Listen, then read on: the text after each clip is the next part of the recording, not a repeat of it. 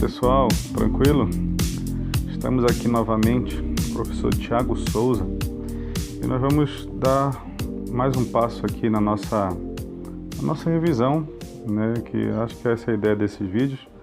Se for para esse ano ou os próximos, já está aí à disposição de quem estiver na internet, certo? Bom, estou mais uma vez aqui no site do NET Escola e apareceu uma nova lista da semana 30, que é de matemática, equações do segundo grau. Tá vendo aqui? Bom, eu te convido, né, a dar uma passeada no site do NET Escola e me dizer que lista você quer que eu adiante, senão eu vou seguir essa sequência aqui. Tá bem? Não sei ainda qual a sua necessidade. Desconfio que a equação de segundo grau seja uma delas. Tá bom? Então eu vou clicar aqui em equações de segundo grau. Olha só, mais uma vez, todo o desenho dela. Dá para já começar a mexer por aqui. E no final, o gabarito, você viu, né? E o link, estou clicando. Se você não sabe chegar aqui, clica no card para ver como que você se cadastra e chega nesse site aqui. Vamos lá para a lista. Chegamos aqui. Muito bem.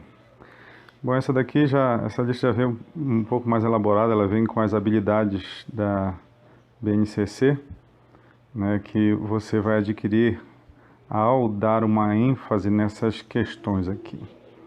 Certo?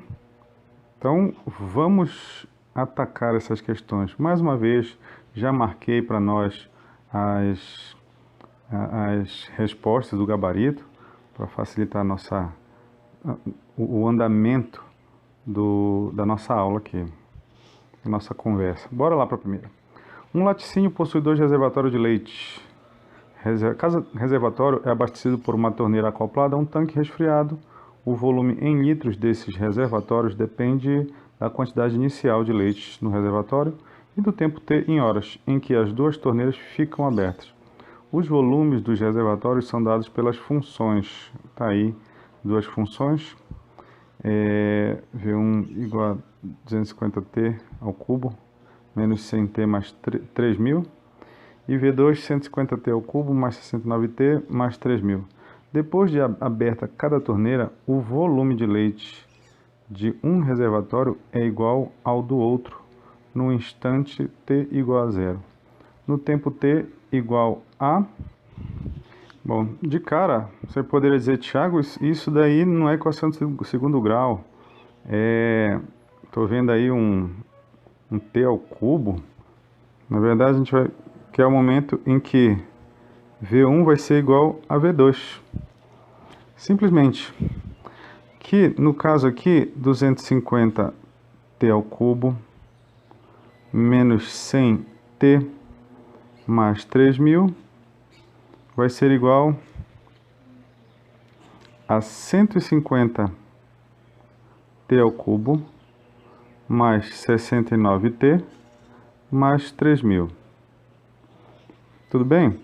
Dá para perceber aqui que eu posso me livrar desses 3.000 aqui.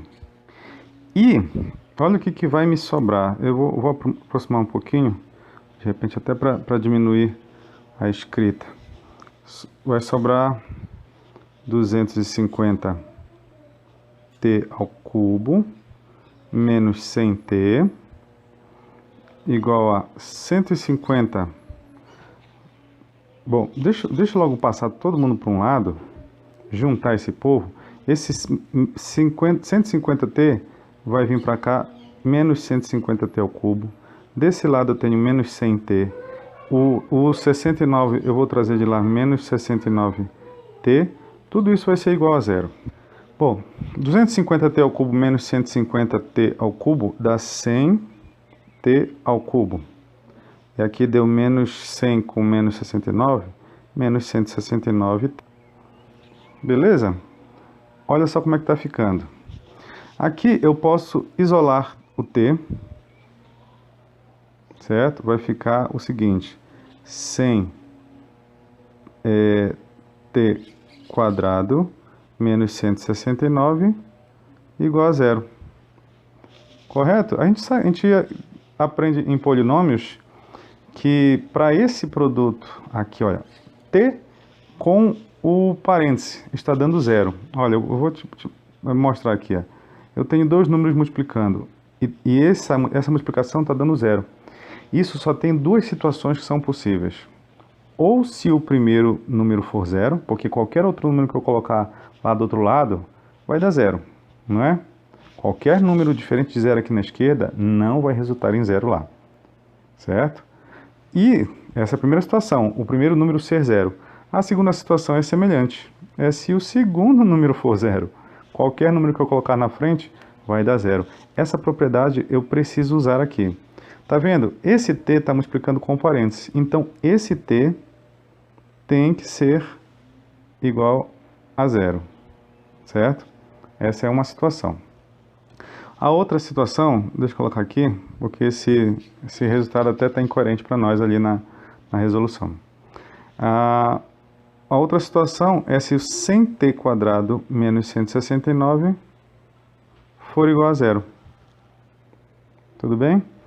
E aí, eu vou manipular isso tudo aqui, 100t² igual a 169, e agora passo ele dividindo, vai ficar t² igual a 169 por 100, jogo uma raiz nele agora, mais ou menos raiz de 169 por 100. Eu vou eliminar essa resposta negativa porque não vai ter tempo negativo, então só o mais. Raiz de 169, 13. Raiz de 100, 10. Então agora ficou 1,3 horas, tá? Isso não é 1h30, tá? Acho que deve ter uma resposta assim, quer ver lá?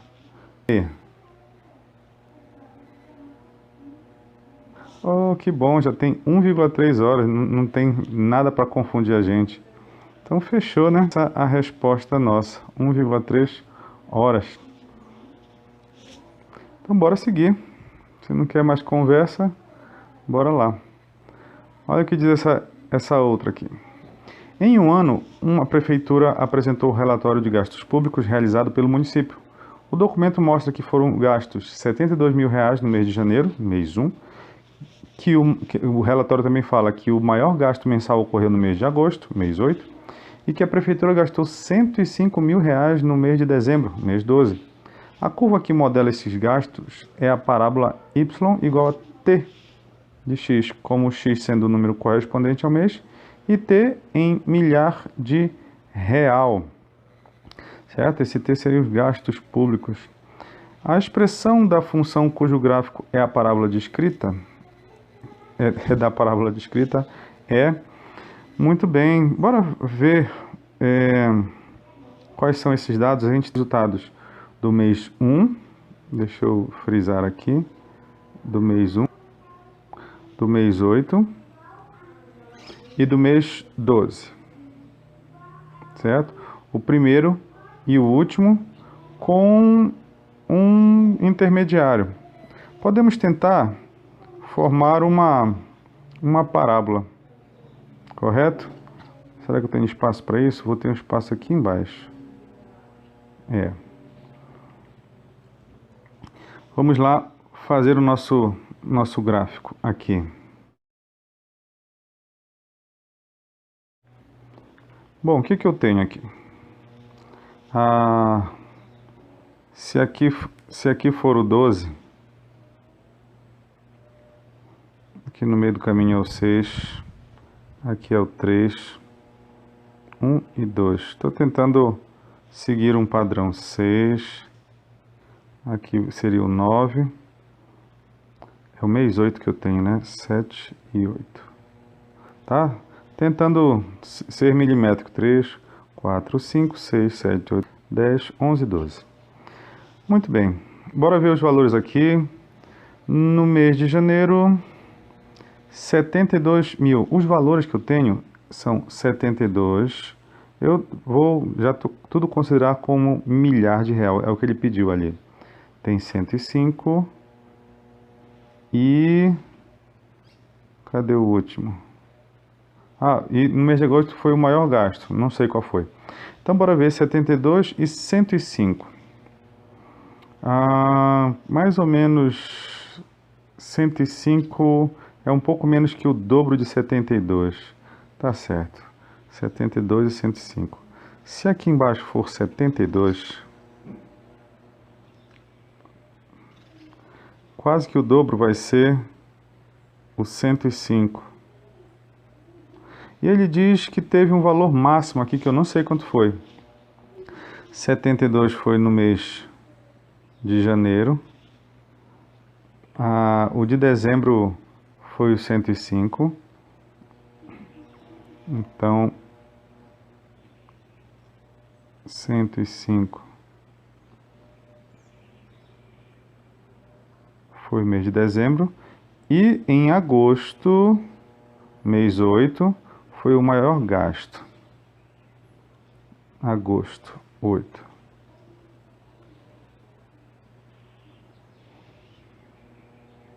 Então esse é mais ou menos o apanhado de alguns dos pontos. Bom, dá para perceber que esse ponto maior aqui é o vértice da parábola, que foi o maior gasto. Deixa eu ver se a gente consegue fazer um esboço de parábola.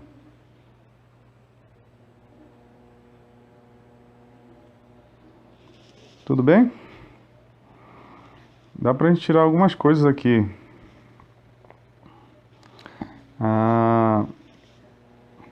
Bom, a gente sabe que quando nós temos uma parábola com a concavidade para baixo, significa que o coeficiente A, ele é negativo, né? Perdão. Né? A gente fala assim, ó, quando as coisas estão positivas, eu fico alegre. Mas quando as coisas estão negativas, que é o caso ali, eu fico triste. Então a concavidade da parábola está para baixo. Então eu já sei com essa análise que o meu coeficiente que está ligado ao x², porque a minha função ela vai ter uma cara assim, olha. Vou colocar genérico aqui, y igual a ax² mais bx mais c, certo? Então aquele a tem que ser negativo. Deu para entender? Então já dá para perceber que essa letra C não pode ser, porque o coeficiente que está ligado a x² é positivo. Mesma coisa esse daqui. Eu também sei que aquele coeficiente C que está sozinho, ele é o ponto que corta as ordenadas. Seria esse ponto exatamente bem aqui, ó. Certo? Então dá para perceber que esse ponto ele tem que ser menor que 72. Será que eu já consigo perceber alguma coisa? Bom, menor que 72. Não dá para ser isso aqui. Certo? Não dá para ser isso aqui. Não dá para ser esse aqui. 381 dividido por 5 também não dá para ser esse aqui. Ué, então só com isso nós já descobrimos que é a letra A. Não precisei fazer cálculo nenhum, certo? Fazer nenhuma comparação com nada. Só analisando só os conceitos que nós temos das características da parábola. Joia, né? Dá para descobrir todos aqueles outros valores. Dá para descobrir quanto é o valor máximo dessa parábola, sabia? Só colocar no valor de x, 8, a gente descobre quanto é o valor de t de x. Tá bom, mas que bom que não foi isso que pediu. Bora para a próxima. Terceira. Uma empresa de chocolates consultou o gerente de produção e verificou que existem 5 tipos diferentes de barras de chocolate que podem ser produzidas com os seguintes preços no mercado. Barra 1, R$ 2, barra 2, R$ 3,50, barra 3, R$ 4, a barra 4, R$ 7 e a barra 5, R$ 8. Analisando as tendências do mercado, que inclui a quantidade vendida e a procura pelos consumidores, o gerente de vendas da empresa verificou que o lucro com a venda de barras de chocolate é expresso pela função L de x igual a menos x² mais 14x menos 45, em que x representa o preço da barra de chocolate. A empresa decide investir na fabricação da barra de chocolate, cujo preço praticado no mercado renderá um maior lucro. Nessas condições, a empresa deverá investir na produção da barra. Rapaz, pesado, hein? Que nada.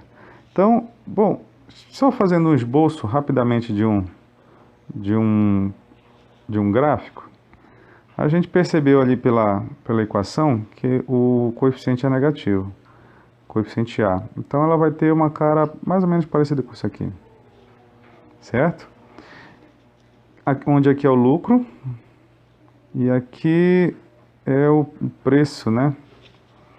Bom, ele quer, na verdade, saber o vértice dessa parábola, certo? Ele quer algo que tiver maior lucro, é isso?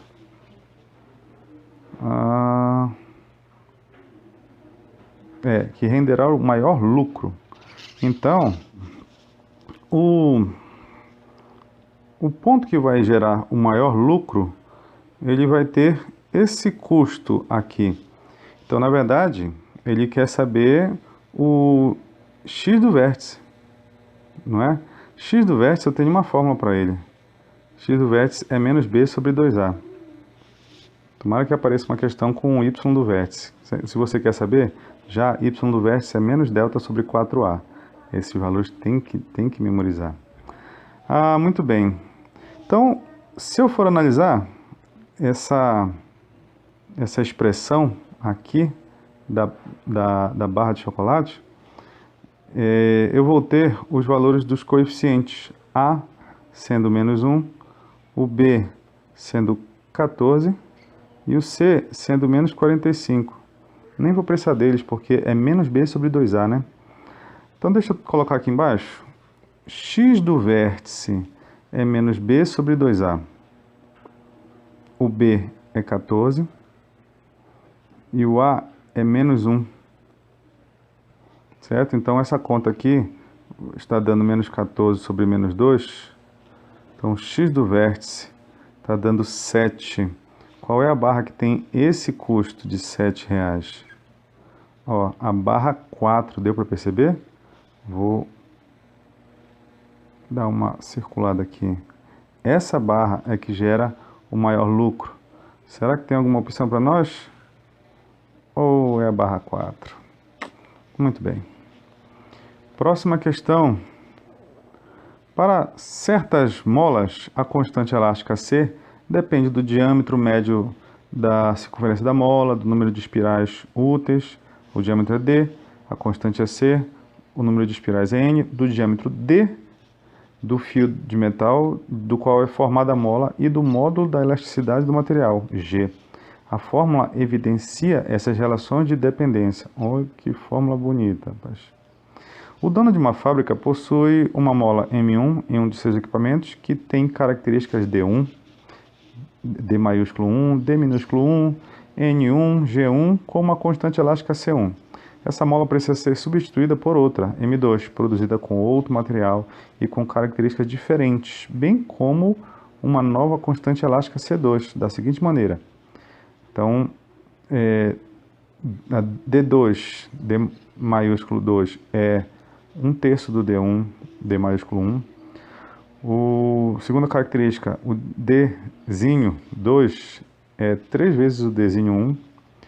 E assim por diante. Então, ele vai querer que a gente faça uma brincadeira. Que, além disso, a constante de elasticidade G2 do novo material é igual a 4G1.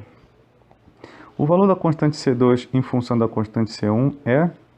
Aqui é só substituição, polinomial mesmo. Bora aqui escrever quem é C1 primeiramente. Eu vou até aproveitar essa fórmula aqui. C1 vai ser G1 vezes D1 à quarta sobre 8 D1 ao cubo vezes N1. Só isso. Daqui a pouco a gente vai ter que reconhecer esses valores na nossa nova nossos novos valores. Então deixa reescrevermos aqui embaixo o C2. Muito bem, eu vou até copiar o de lá de cima, né, para facilitar a minha vida. Muito bem. Só que lógico, né, nenhum com esse índice 1. Todos com índice 2. Então eu quero essa constante 2. Tudo vai ter índice 2. E agora eu vou ter simplesmente que trocar. G2. Ele diz que G2... Tá até escrito aqui embaixo. G2 é 4G1. Bora escrever isso? 4G1. Muito bem. O Dzinho, D2zinho, é igual a 3D1. Então, 3D1, isso tudo elevado à quarta. E o Dzão? Dzão 2 é igual a D1 sobre 3. Então, D1 sobre 3, tudo isso elevado ao cubo, vezes N2. O N2 é 9N1. 9N1. Então agora é só manipular essas coisas sem mexer com aquele 8 que está aparecendo ali na frente, tá? Lá no denominador. Deixa eu aproximar agora para a gente brincar. E vou até diminuir um pouquinho aqui a escrita para caber. Bora operar esses valores. 4G1 igual 3 à quarta vai dar 81. O que aconteceu aqui? 81 D1 à quarta. E lá embaixo? Bom, eu vou ter o 8. D1 ao cubo. D1 ao cubo. 3 elevado ao cubo vai dar 27. Vezes 9N1. Tá acompanhando? Deixa eu passar para cá que a gente vai continuar reescrevendo tudo aqui embaixo. Eu quero a constante C2. Então, nós fazemos essa multiplicação do 4 vezes 81 lá em cima, que vai dar 300, que vai dar 324, certo? G1 vezes D1 à quarta. Lá embaixo, a gente tem esse 8 que não dá para mexer, nem é bom. D1 ao cubo vezes N1 sobre 3. É uma divisão de fração. Então eu conservo a primeira. 324 G1 vezes, cuidado com esse G, Tiago, G1 vezes D1 à quarta, e multiplico pela segunda invertida, 3, que divide, licença, Tiago, 8, D1 ao cubo, N1. Bom, finalizando aqui, né? 324 vezes aquele 3 lá de trás, eu vou ter 3 vezes 4 dá 12, vai 1, 7, 9. Isso tudo vezes G1, D1 à quarta, sobre 8, D1 ao cubo, N1. E lembrando lá de cima, esse valor aqui é justamente o C1. Então, C2 vai ser 972 C1. Será que temos essa opção para marcar? Ou será que essa opção está marcada? Está aqui, 972 C1. Muito bem, podemos prosseguir na quinta questão. No desenvolvimento de um novo remédio, pesquisadores monitoram a quantidade Q de uma substância circulando na corrente sanguínea de um paciente ao longo do tempo T. Esses pesquisadores controlam o processo, observando que Q é uma função quadrática de T. Os dados coletados nas 2 primeiras horas foram, então, no início tinha 1 miligrama, com 1 hora tinha 4, com 2 horas tinha 6. Para decidir se deve interromper o processo, evitando riscos ao paciente, os pesquisadores querem saber antecipadamente a quantidade da substância que estará circulando na corrente sanguínea desse paciente após 1 hora do último dado coletado. Nas condições expostas, essa quantidade em miligrama será de... Bom, a gente precisa descobrir primeiro qual é essa função. Então, temos alguns pares ordenados aqui, certo? Um é o 0 e 1, o outro é 1 e 4, 2 e 6 e assim por diante. Bora lá então descobrir alguns desses valores. Como é que nós podemos utilizar? Deixa eu só conferir se eu tenho espaço aqui embaixo. Não tenho para variar, mas então eu vou fazer o espaço. Certo? Eu tenho que a minha função ela vai ter essa cara aqui, ó, y igual a x quadrado mais bx mais c, correto? Eu tenho um primeiro par ordenado lá, que no caso os meus dados são q e t, certo? No lugar do y é q e no lugar do x é t. Então eu vou ter 1 miligrama para t igual a 0. Então, deixa eu substituir lá 1 miligrama para t igual a 0. Fica desse jeito, né? 1 miligrama para t igual a 0. Esse daqui é simplesmente para a gente descobrir, bom, porque você sabe que esse daqui vai dar 0, né? Tudo multiplicado por 0 é 0. Para a gente descobrir que o c, essa constante, vale 1. Certo? Podemos ir atrás do próximo par ordenado, que é q valendo 4 e t valendo 1. Q valendo 4, certo? E t valendo 1. Não fiz a alteração, mas o y seria o nosso q, né? E o t valendo 1, então fica a vezes 1 quadrado mais b vezes 1 mais c. C eu já sei o valor, que é 1. Quando eu rearrumar, olha, 1 ao quadrado, 1 vezes a. B vezes 1, b, mais 1. Então fica a mais b desse lado. Esse 1 vai passar para lá, vai ficar 4 menos 1, 3. Guarda esse valor aqui para a gente fazer um sisteminha. Qual é o outro valor que temos lá de par ordenado? O outro par ordenado é 6 para Q e 2 para T. 6 e 2. Então, bora lá.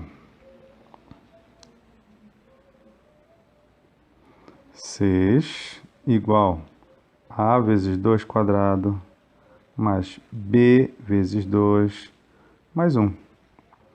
Então, ficou 6. 2 ao quadrado, 4. 4a. Mais 2b, mais 1. Arrumando isso aqui, fica 4a mais 2b. Quando eu passar 1 para lá, 6 menos 1 dá 5. Correto? Eu já vou pegar uma carona aqui e juntar a outra equação aqui do ladinho dela. Certo? Para montar o sistema de equações. Bom, como é que eu posso me livrar disso aqui?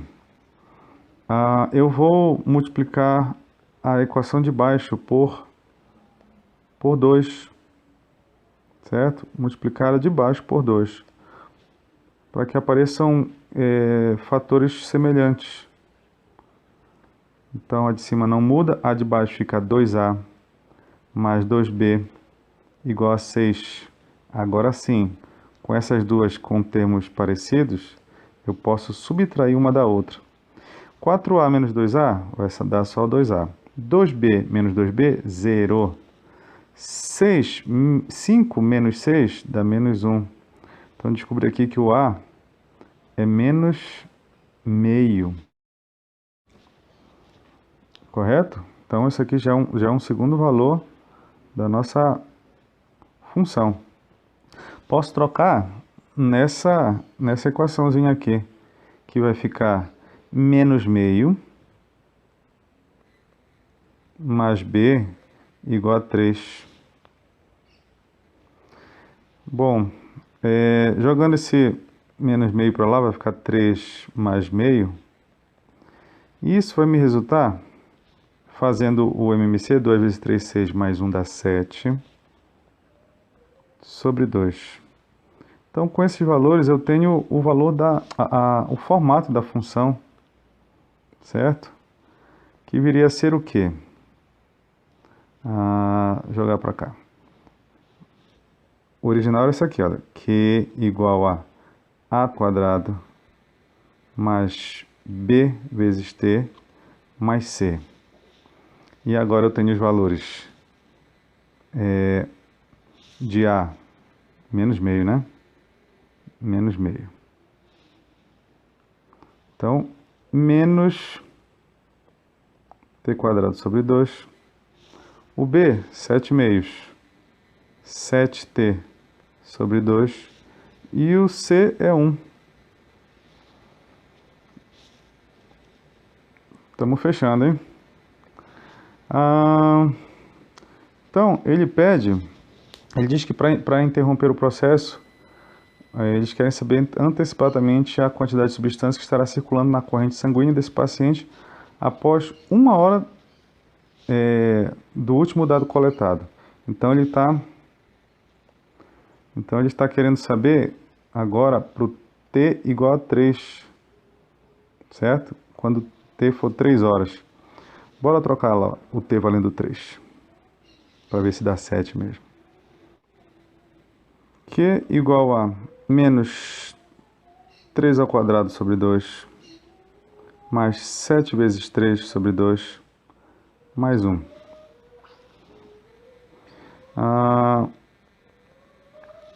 3 ao quadrado vai dar 9, então menos 9 meios, mais 21 meios, mais 1. Bom, eu sei que como esses dois caras da frente estão com o mesmo denominador, certo? Eu posso operá-los. Então, 21 menos 9 vai dar 12. Não é isso? 12 sobre 2, mais o 1. 12 dividido por 2 dá 6, mais 1 vai dar o quê? 7, que é o nosso valorzinho aqui. Vou diminuir para nós vermos a resposta. Muito bem. Fechamos a quinta. Sexta questão. Uma equipe de cientistas decidiu iniciar uma cultura com exemplares de uma bactéria em uma lâmina a fim de determinar o comportamento dessa população. Após alguns dias, os cientistas verificaram os seguintes fatos. A cultura cresceu e ocupou uma área com o formato de um círculo. O raio do círculo formado pela cultura de bactérias aumentou 10% a cada dia. A concentração na cultura era de 1000 bactérias por milímetro quadrado e não mudou significativamente com o tempo.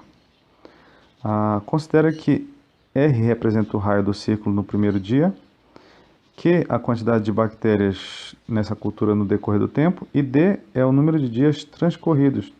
Qual é a expressão que representa Q em função de R e D? Muito bem, vamos mexer aqui com equação e também geometria plana. Então nós podemos começar analisando a ideia da progressão da área e depois nós vemos a concentração. Para variar, estou sem espaço, né? Vamos produzir o espaço bem aqui. Eu sei que a minha cultura ela vai ter esse formato aqui, né? Com o raio R. Então, a área já passado um dia ficou como sendo π vezes R quadrado, com um dia.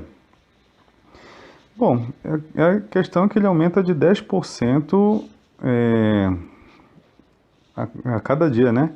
Então, 10% de R é 0,1 R, ou seja, 1 mais 0,1 R. Então, a área no segundo dia vai ficar π vezes o raio novo agora, né? Que no caso seria o raio do dia anterior, certo?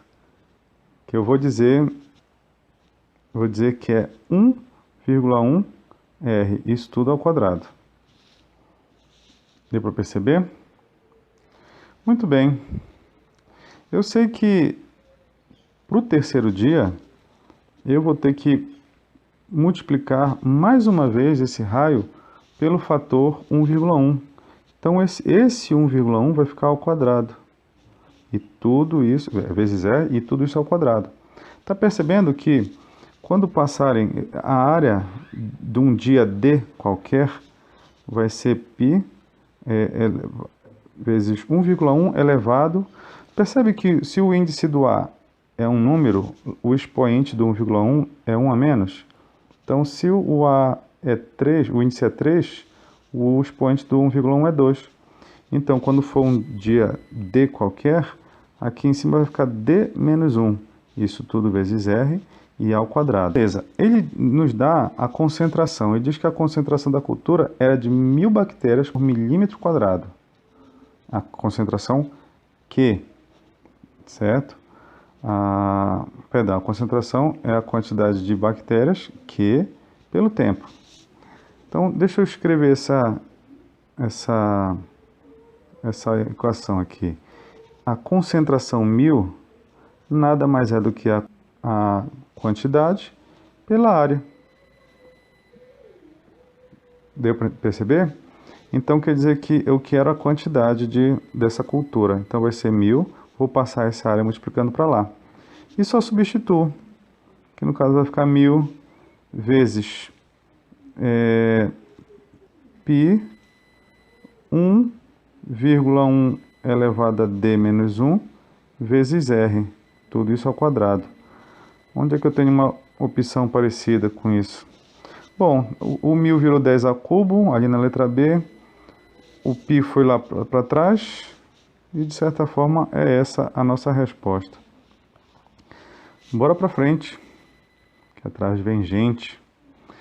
A sétima questão diz o seguinte: um projétil é lançado por um canhão e atinge o solo a uma distância de 150 metros do ponto de partida.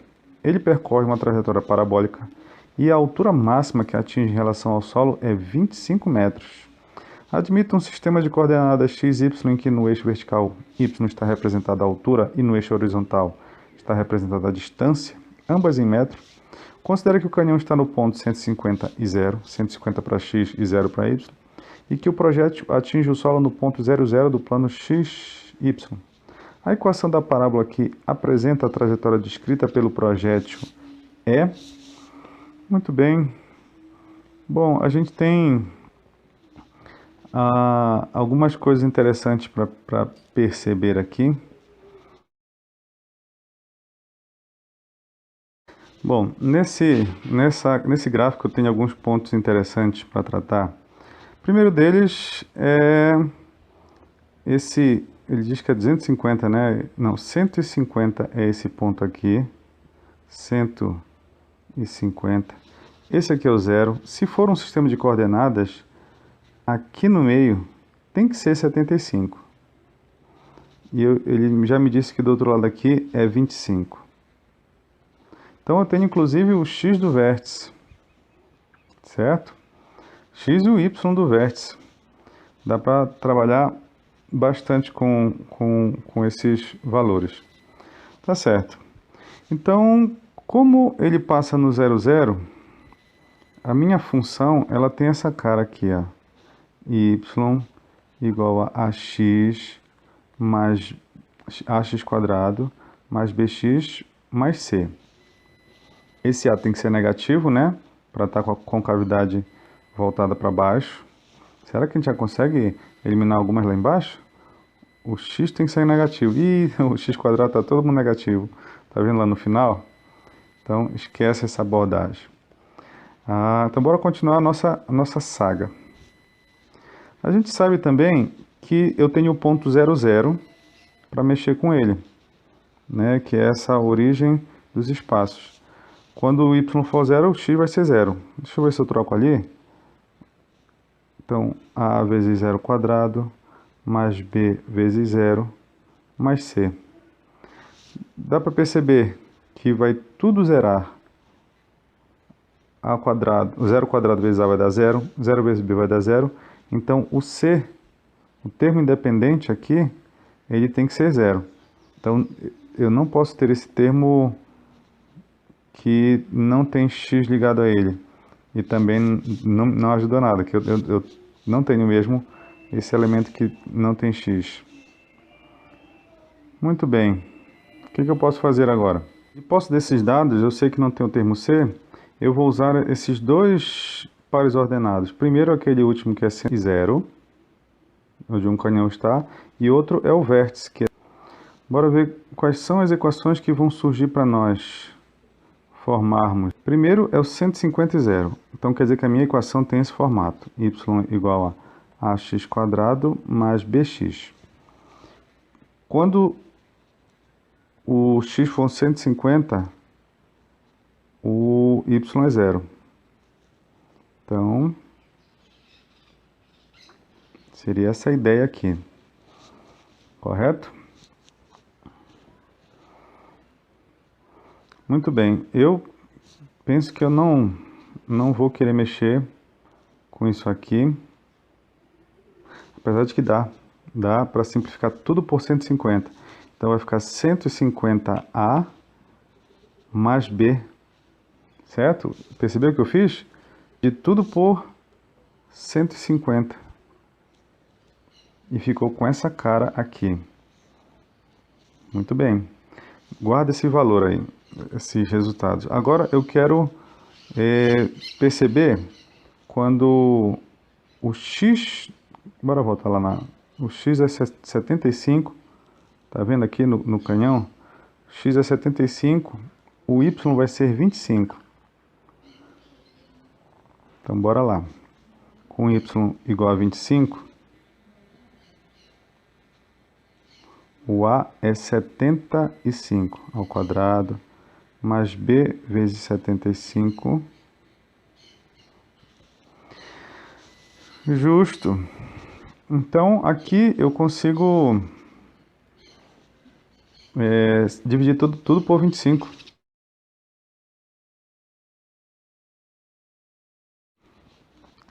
Bom, dividindo por 25, aqui vai dar 1. Bora analisar esse 75 ao quadrado, que é 75 vezes 75, né? Quando eu divido por 25, quando eu divido tudo por 25, aqui vai dar 3. Então, 3 vezes 75 vai dar 225. 3 vezes 5 dá 15. 225, isso que multiplica o A. Mais 3b, porque 75 por 25 dá 3. Muito bem. Como isolei lá em cima o b como sendo menos 150A, agora é só trocar aqui. Então eu sei que 225A mais 3, que multiplica menos 150A, que vai resultar em 225A menos, aqui dá 450A. Fechando essa conta, menos 10 menos 5 dá 5, 5 menos 2 dá 3, 235.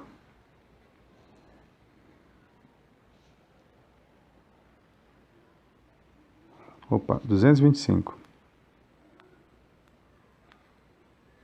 225 é o dobro, né? De A. Então quer dizer que o A ele é menos 1 dividido por 225. Correto? Muito bem. Agora, para descobrir o valor de B, é só substituir ali em cima. Que no caso B vai ser menos 150 vezes A. A é menos 1 sobre 225. Que eu não vou mexer nisso. Eu vou simplesmente fazer o jogo de sinal. Que vai ser 150 por 225. Dá para trocar já esses valores lá na função, que eu só tenho a e b, né? ax² mais bx, sendo que o a é menos x² por 225 e o b é 150 por 225. Quando eu pego esses dois 225, eu posso mandar eles para lá multiplicando. Então fica 225y menos x² mais 150x. Eu acho que a opção ela só está invertida, né? Ó, 225 para o outro lado, só que o menos x² está invertido na opção. Bora seguir. Olha o que diz a oitava. Um túnel deve ser lacrado com uma tampa de concreto. A seção transversal do túnel e a tampa de concreto têm contornos de um arco de parábolas e mesmas dimensões. Para determinar o custo da obra, um engenheiro deve calcular a área sob o arco parabólico em questão. Usando o eixo horizontal no nível do chão e o eixo de simetria da parábola como eixo vertical, obteve a seguinte equação para a parábola: y igual a 9 menos x², sendo xy medido em metros. Sabe-se que a área sob uma parábola como esta é igual a 2/3 da área do retângulo, cujas dimensões são respectivamente iguais à base e à altura da entrada do túnel. Qual é a área da parte frontal da tampa de concreto em metro quadrado? Bom, o desenho aqui é o que vai nos ajudar. Bora aqui analisar essa equação, essa função, né? E montar um possível gráfico aqui para nós.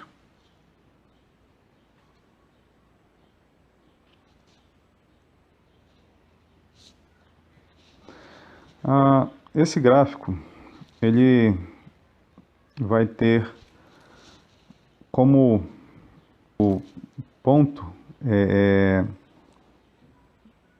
solitário aqui, né, independente, o 9. Então, isso aqui é o máximo que a parábola atinge. Ela tem concavidade para baixo, tá vendo o sinal negativo? Então, ela vai formar algo parecido com isso aqui, ó. E aí, Tiago, o que são esses pontos aqui? Esses são os zeros da função. Para calcular o zero de uma função, é só pegar a função e literalmente zerar. Então, vai ficar isso aqui, olha, 9 menos x² igual a zero. Então, x² igual a 9, x igual a raiz de 9, mais ou menos raiz de 9, perdão. Essa é uma equação de segundo grau. X vai ser mais ou menos 3. Então, são esses dois pontos aqui, o 3 e o menos 3, são os que zeram essa função. Tem um retângulo, é o que ele diz, né? Que tem a mesma base e a mesma altura, que ele tem uma área de 2/3, né? É 2/3 da área do retângulo. Então, eu sei calcular a área do retângulo. Aqui novamente, né? A área do retângulo é base vezes altura. Vou colocar assim, retângulo. A base, dá para perceber que ela tem 6, porque ela tem 3 para a esquerda e 3 para a direita, então a base é 6. E a altura? A altura é 9. Certo? Tá bom, posso multiplicar isso aí, mas eu sei que a área da parábola é 2/3 da área do retângulo. Deixa eu escrever aqui, ó. A área da parábola é 2/3 da área do retângulo. Então, a área do retângulo é 6/9. Então, eu posso cortar esse 3 com esse 9, vai sobrar 3. Então, a área da parábola ficou 2 vezes 3, 6. 6 vezes 6 dá 36. 36 metros quadrados. Será que é essa a resposta que nós temos ali embaixo? 36. Muito bem. Podemos seguir para a última, né? Uma pequena fábrica vende seus bonés em pacotes com quantidade de unidades variáveis. O lucro obtido é dado pela expressão, mais uma de lucro, né? Onde X representa a quantidade de bonés. A empresa pretende fazer um único tipo de empacotamento, obtendo o lucro máximo. Para obter o lucro máximo nas vendas, o pacote deve conter uma quantidade de bonés igual a... Bom, parecido com aquela lá de cima do chocolate, ele também aqui vai querer o x do vértice, que é menos b sobre 2a, que é no momento em que nós temos o maior lucro, ó, no vértice, o maior lucro com uma quantidade de empacotamento. Bom, bora então calcular esse x do vértice. O b, dá para perceber que é 12 lá em cima. Esse menos é da equação. E o a é menos 1. Menos 1. Ficou menos 12 sobre menos 2. Isso dá 6. Beleza? Então, essa seria a ideia dessa lista, né? Não houve dificuldade nenhuma. Comprida, mas faz parte, né? Abraço para vocês, pessoal.